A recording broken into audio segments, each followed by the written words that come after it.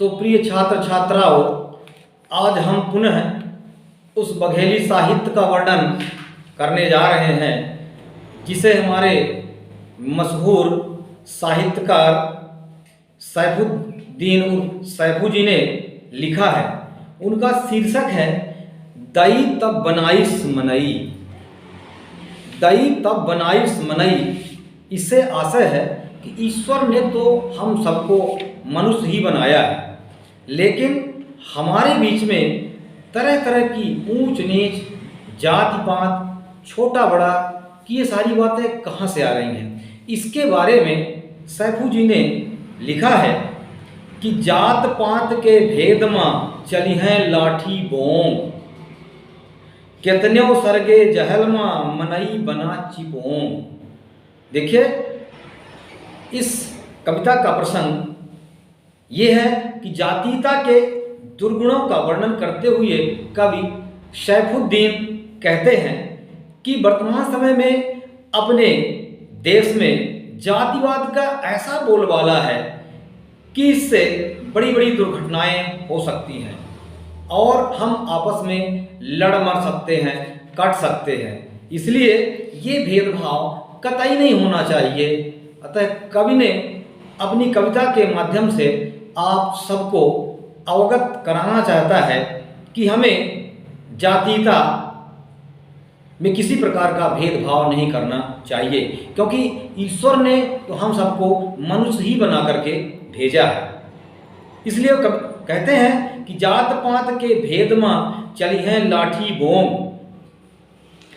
हमारे देश में जातीयता का जहर चारों तरफ बोया जा रहा है और जो लोग जाति बंधन को अधिक महत्व दे रहे हैं वो ये नहीं समझ रहे कि एक दिन यह भेदभाव इतना उग्र रूप धारण करेगा कि इसमें लाठियां चलेंगी, आपस में लोग संघर्ष करेंगे, छिड़ेंगे और इसके कारण आपसी वैमनस्य पनपेगा।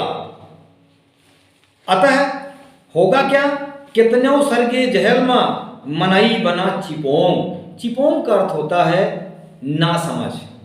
उसे चिपोंग गधा को भी बोलते हैं, क्योंकि गधा एक ऐसी प्रजाति है कि उसके स्वयं की बुद्धि नहीं होती, भले वह कितना भी सहनशील होता है, किंतु कहते हैं कि वह जानवर बहुत मूर्ख होता है। लेकिन कहीं कहीं पर इसी गधे को राष्ट्रीय पशु की भी उपाधि दी गई है। मैं अब उस देश का नाम नहीं लेना चाहता। इसमें कहा गया कितने सरगे जहलमा मनई बना चिपोंग।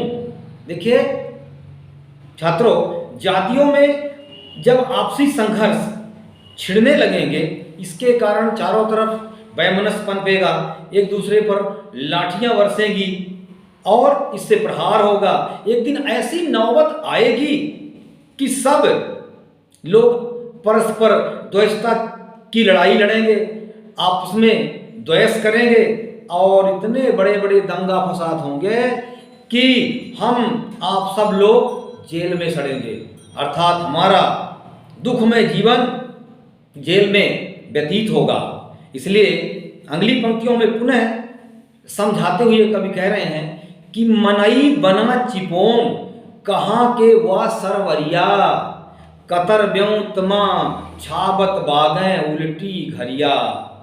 देखिए छात्रों, कवि आप हम सबको कितना अच्छा समझाने का प्रयास कर रहा है कि मनुष्य आज भी नासमझ बना हुआ है।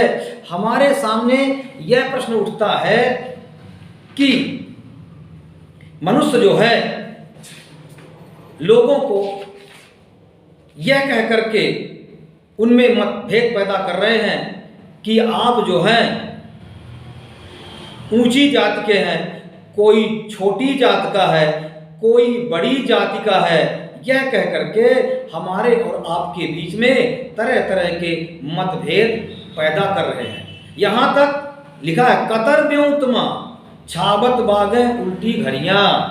कवि कह रहे हैं कि लोग इसी कतर ब्योत मतलब उधेड़ बुन में, इसी उधेड़ बुन में अब अपने अपने घरों में भिन्न भिन्न प्रकार के खपरेल की छप्पर लगाते हैं, अच्छे अच्छे मकान बनाते हैं। अच्छे मकान बनाने से आशय होता है कि ये किसी अच्छी जाति के, ऊंची जाति के मकान हैं, इसलिए अपने मकानों को ऊंचा ऊंचा बना करके और बड़ी जाति वाले कई प्रकार का स्वांग रचते हैं। दोस्तों, अगर ऊंचे मकान बना लेने से लोग ऊंचे हो जाएं तो फिर ये मानवता शर्मसार हो जाएगी। इसलिए मैं कहता हूं कि जाति पाति पूछे नहीं कोई और हरि का भजै सो हरि का होई। इसलिए इस संसार में सभी लोगों को ईश्वर ने मनुष्य बनाया है, इसमें जाति पाति का कोई भेदभाव नहीं है, किंतु फिर भी लोग हमारे बीच में मतभेद पैदा करने में तुले हुए हैं।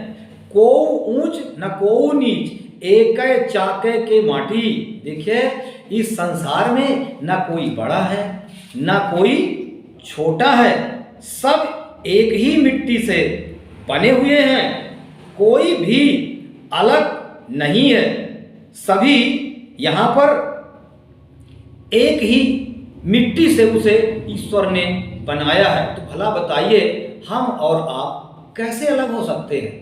अगर कोई ये कहे कि हम बड़े हैं, आप छोटे हैं, वो ऊंचा है, वो नीचा है, मैं तो ये कह रहा हूं कि अगर हिंदू, मुस्लिम, सिख, ईसाई ये चारों व्यक्तियों का खून 4 बाटलों में अलग अलग रखा जाए और किसी अच्छे समझदार व्यक्ति से उसकी पहचान करवाई जाए कि बताओ ये हिंदू का खून कौन है, मुस्लिम का खून कौन है, सिख और ईसाई का खून कौन है, तो क्या उसे कभी बता सकते हैं? कभी नहीं। इसलिए खून सबका एक है। मैं ये मान सकता हूं कि उसके विचार अलग हो सकते हैं, लेकिन उसमें किसी प्रकार का मतभेद व दुराव नहीं हो सकता है। अर्थात सभी लोगों का निर्माता या निर्माण करने वाला ईश्वर है। उसने न किसी को छोटा और न किसी को बड़ा बनाया है। भेदभाव कानून कायदा हम तुम सब छाटी।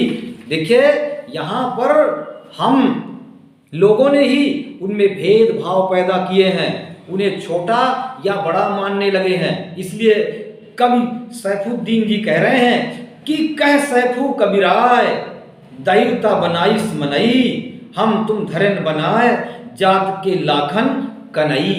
देखिए, इसलिए अंत में कवि कह रहे हैं कि ईश्वर ने तो केवल मनुष्यों को पैदा किया है, परंतु हम लोगों ने समाज में उन्हें छोटा बड़ा मानना शुरू कर दिया है और उन्हें एक नहीं लाखों की संख्या में अलग अलग समूहों में बांट दिया है और तरह तरह के जातीय भेदभाव पैदा कर दिए हैं। लेकिन प्रिय छात्रों, मैं कह रहा हूं कि संसार में चाहे कोई छोटा हो या बड़ा हो, सबका एक दिन काम पड़ता है। कहा गया है कि जहां काम आवे सुई काहे करे तलवार। जहां छोटे का महत्व होता है वहां बड़ा कोई भी कार्य नहीं कर सकता है। अंत में मैं यही कहूंगा आप सब लोगों से कि तुलसी इस संसार में सबसे मिलिए धाय और ना जाने नारायण किस बेस में मिल जाए। छोटा हो, बड़ा हो, ऊंचा हो, नीचा हो, है कोई भी हो, इस संसार में एक न एक दिन वह हमारे काम आ सकता है और सब में ईश्वर का वास है। न कोई छोटा है न कोई बड़ा है। तो प्रिय छात्रों, अगर ये कविता, ये बघेली साहित्य आपको अच्छा लगा हो तो इसे निश्चित रूप से इस चैनल में सब्सक्राइब, लाइक और शेयर जरूर कीजिएगा। बहुत बहुत धन्यवाद आप सभी को।